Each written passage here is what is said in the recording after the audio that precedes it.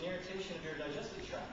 And it's just, bugs are attracted to these undigested proteins that you're eating, and they emit gas. Bugs farting at you, basically. So the best way to avoid that is to try to stay away from the processed foods. Any foods that are basically furthest away from their natural state, it's pretty safe to stay away from them. If you're going to have foods, if you're going to cook them, the whole foods, the vegetables, you might want to steam your vegetables. A lot of people have digestive problems where they can't digest the vegetables well when they're in their raw state, so it gives them a lot of gas. Probably because they have a weak digestive system. So what I usually recommend is just steam them, lightly steam them. The more you overcook your foods, vegetables or meats or whatnot, the more charred the meat are, the more charred the meat is, the less life force, the less enzyme, the less nutrition. And guess what? Whatever you put in your mouth to eat for fuel, your body has to exert a certain amount of energy to actually metabolize and to utilize that. So if food is, say, junk food, let's say like a Dunkin' Donuts or something, a cruller, or a glazed donut or something, you take that, very little nutrition in there. So that food starts robbing you of nutrition, so to speak, okay? So your body is actually giving up its energy, giving up its money in its savings account, so to speak, for that one food that may have given you a little bit of relief or a little bit of satiation, or satisfied you temporarily. But it took away a lot from you health-wise, okay, energy-wise. So the more you eat of a whole foods diet, okay, a lot of people order out, they just order something here and there, that's okay, but maybe once a week, prepare a meal from scratch. If you're not a cook, find somebody who is and just help you out, or maybe ask your parents or something. Just the less you overprocess your foods, the less you refine them, the less you kill your foods.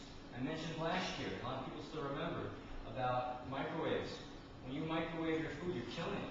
When you microwave your food, even to heat up and boil some water, you're changing the molecular structure of that water, of the food. All right? Just put an egg in the microwave and you'll see a difference between an egg that's cooked or steamed or scrambled. There's a difference in the consistency. You're changing it. So when you eat that, your body on a cellular level just says, what the hell are you doing? But I'll take it because I have no choice. And it starts robbing itself of energy, of life force. So when you go out shopping for food, yes, probably it's best to pick organic. Organic just means there's no bugs. There's no pesticides, no drugs, no sprays on it to some degree. You also want to read the food labels. When you see something on a food label, you buy something packaged, and if you see something like pyridoxine or calcium ascorbate or all these little terms that sound familiar, those are synthetic vitamins. Right away you want to start thinking, okay, why do they have all these synthetic vitamins and minerals here? Well, usually it's because they stripped away whatever the food was, they processed it so much and refined it to a degree that it totally stripped of any nutrition. In order to be labeled as a food, they have to provide some kind of vitamins and minerals, so they put cheap synthetic vitamins and minerals, which they just spray on the food so they can legally sell it as food. But what your body says is, wow, that's really cheap shit.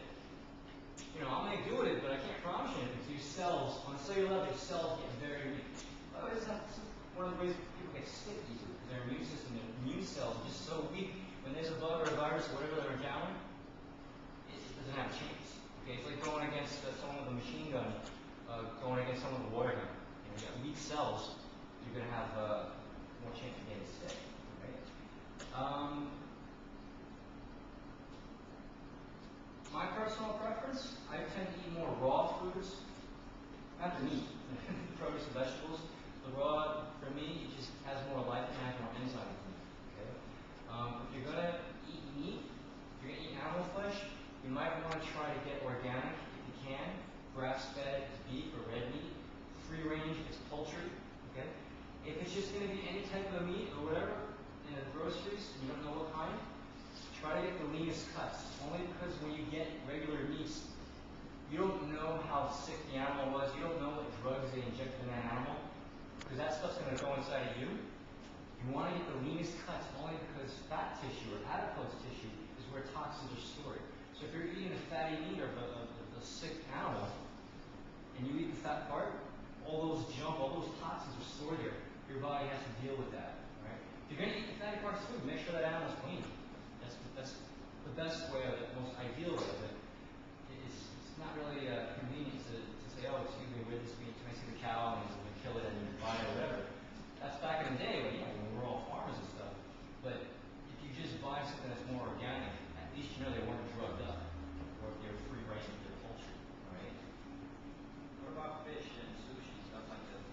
Well, if you're gonna have fish, the fresher the better, but here's my personal preference with fish, is the water's really polluted in the world, so even if they, like, there's one place where you can buy fish online, vitalchoice.com.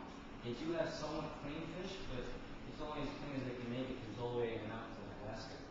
And what happens is because there's a lot of the fattier the fish, or the fish that's like tuna or more deep water fish, they collect more toxin from the ocean floor. So if you're going to have fish, try to get the lighter fishes, the leaner fishes if you can. Because the fattier ones, they're going to have more of the toxins mixed. Now, I wouldn't have fish every day, obviously. They have the heavy metals and PCBs and the plastics and everything inside of the fish. And if you are going to have fish or sushi, because that's very popular, I love sushi, have tons of the ginger and the wasabi. Ginger has anti-parasitic properties. That's why they have it with the sushi, so it kills any parasites that might be in the fish. And if you are going to go have sushi, don't go to the cheap all-you-can-eat places. Go to the places that are a little bit more expensive that they have tendency to be at the fish market right away. They get the fish really fresh. That's one way to prevent getting some of the more spoiled fish that sometimes kill you. What does wasabi do? Wasabi is like a spice. It's a horseradish, it's a spice. So spices, what they do is they bring the blood flow outwards. Okay, and it just increases circulation. So if you get any bugs or anything, or an inflammatory process, spicy foods, they mobilize the inflammatory constituents.